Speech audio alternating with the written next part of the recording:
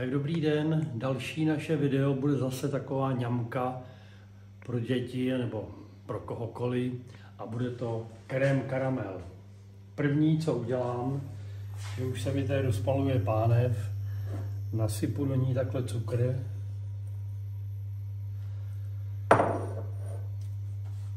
Takhle tam dám pár kapek vody, to úplně stačí. No a počkám, až se ten cukr rozpustí a až jak si skaramelizuje. To bude chvíličku trvat. Lepší je to takhle pořád lehonce míchat. A teď je to takhle pomalinku, nebo pomalinku, já to mám tady naplno. Se to začíná pomalučku vypařovat ta voda, co jsem tam dal. Za chvilku se začne ten cukr rozpouštět a začne se obarvovat. Nejdřív lehonce hnědá a potom trošičku víc, takže takhle. Samozřejmě dávejte si pozor, když se dělá karamel, tak buďte opatrný, protože ten karamel opravdu, když vám to kápne na ruku, tak je to hrozně bolestivý a on se vlastně přilepí na tu kůži, takže raději opatrně a takhle pomalučku jdem. Tak vidíte, už se mi to začíná hezky barvit.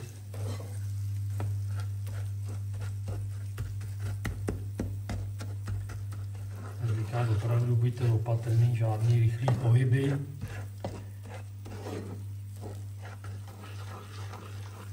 Aby vám to necáklo na ruku, protože to je opravdu velmi, velmi nepříjemné. Tak vidíte, jak rychle to takhle začíná karamelizovat. Ještě malou chvíličku. Mám tady připravenou vodu vedle.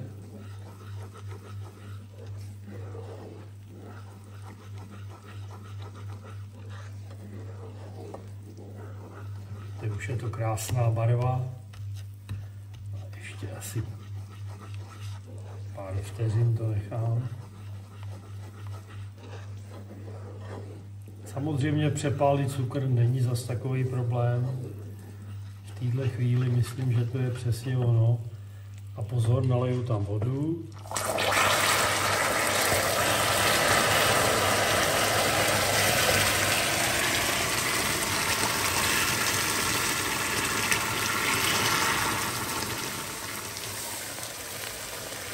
Když jsem to schladil, no a teď to zase tu vodu vyvařím do takového asi hustoty medu, nebo trošičku hustší než med.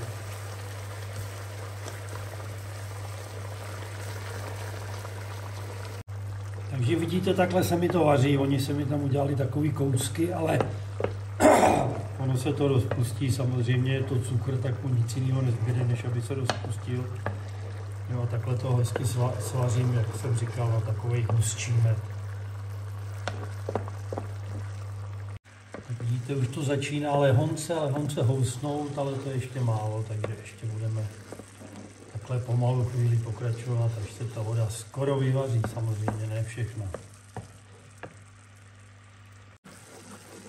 Tak vidíte, asi takhle, už je to takový hustý.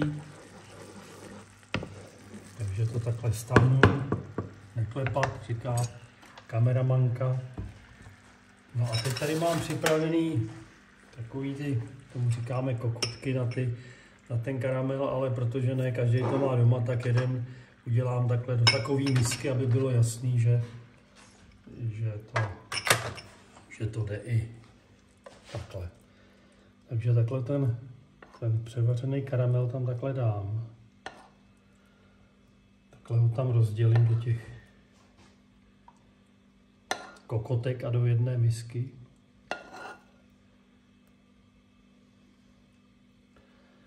Tak snad jsem to trefil, že je všude stejně. No a teď to takhle nechám a budeme pomalučku dělat ten krém.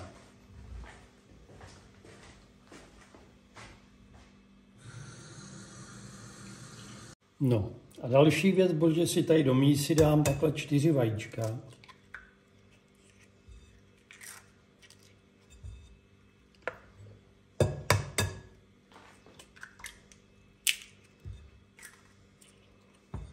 Teď do těch vajíček takhle trošku rozšlehám, dám tam cukr a potom ty přesný váhy, míry budete mít. Teď tady mám, on tomu říká vanilkový, ale on je to vanilinový cukr. Tak. To se vyšlehám a ještě tady mám citron.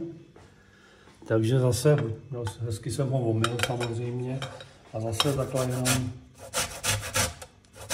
jenom to žlutý takhle z povrchu, aby nám to hezky vonilo.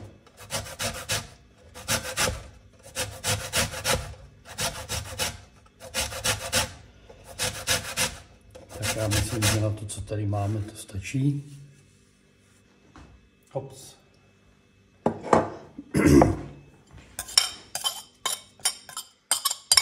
Mám někde stěrku. Tak.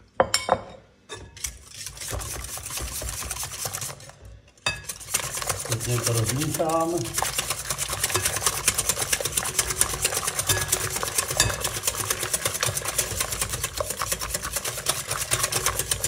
Tak, to dám takhle stranou a další věc, teď připravím si tady kastrolek. Do kastrolku si dám 2,5 deci mléka, 2,5 deci smetany,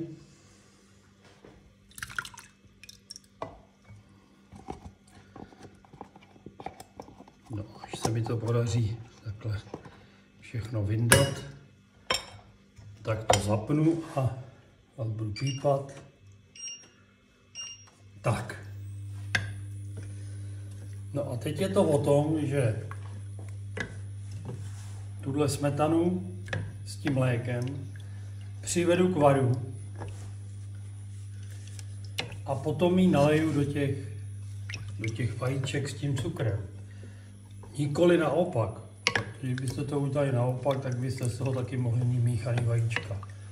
Nebo krupicovou polévku, nebo něco takového. Prostě by se vám to mohlo ty vajíčka srazit. Takže horké mléko do rozmíchaných vajec s cukrem.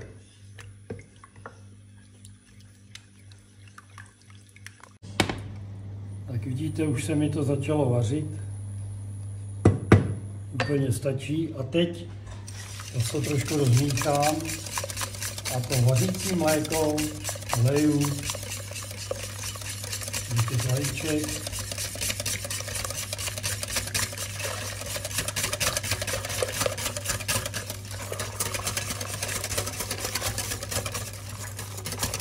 No, takhle to už skoro je.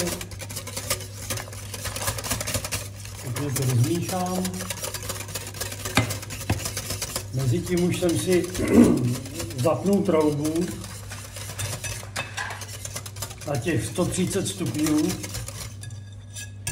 protože až to tam budu dávat, tak by ta trouba už měla být rozehřátá na tyhle ty stupně, na těch 130 stupňů. Tak.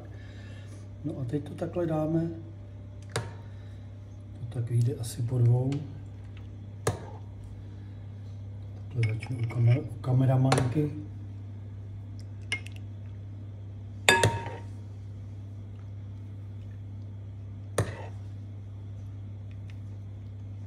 No ještě takhle ten zbytek, co tady mám, takhle rozdělím.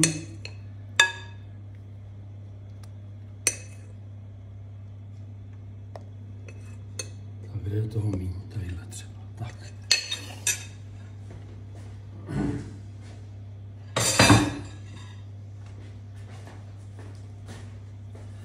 Teď si to takhle otřu, abych to měl hezký. A teď jsem si tadyhle ohřál vodu v konvi. A na tom plechu takhle tam tu vodu naleju, aby to bylo potopené v horké vodě. Tak řekněme tak do té 1/3. A teď už mám teda tu troubu rozehřátou na těch 130 stupňů.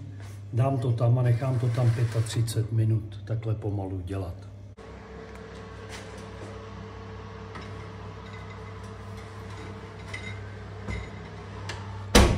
Za 35 minut se na to podíváme. Tak 35 minut uteklo. Já to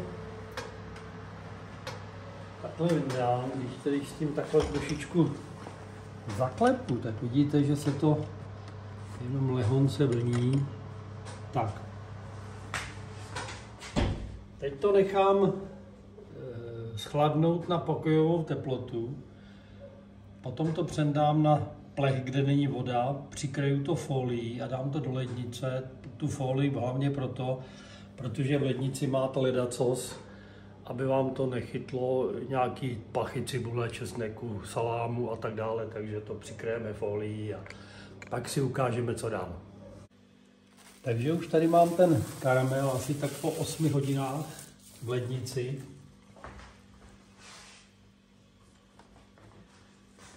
Takže se to pokusím vyndat. Takhle se to maloučko odřízne kolem dokola. To asi není moc vidět, že takhle, tak. Napustím sem. Takhle si na to dám talíř. Takhle to celý otočím a takovým zajímavým způsobem se to pokusím vyndat. Je to tam. Takže takhle to tam je. No a teď tady mám, jak jsem říkal, že ne každý asi má doma tu kokotku, který to dáváme, tak jsem jeden dal takhle do mističky. Takže to takhle ještě jednou. Takhle na to zazdám ten talířek, takhle to otočím a zase to pokusím takhle vyndat. Je tam? Je tam.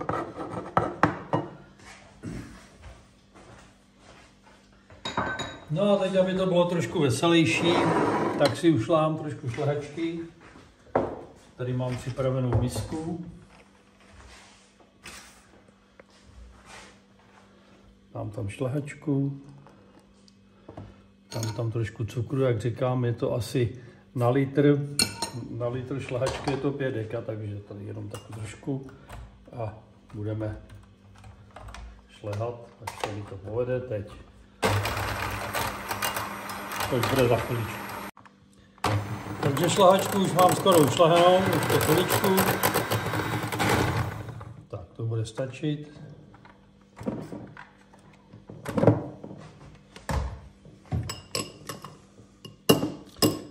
Tak, kdo to chce mít takový jednodušší, tak si ho tam může takhle dát žicí, no a já to udělám takhle, že si to přendám do cukrářského sáčku, aby to mělo, jak se říká, štábní kulturu.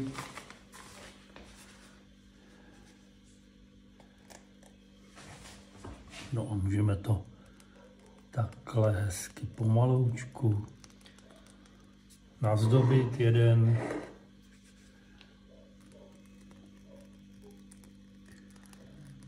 Druhý, no a takhle by to mohlo vypadat.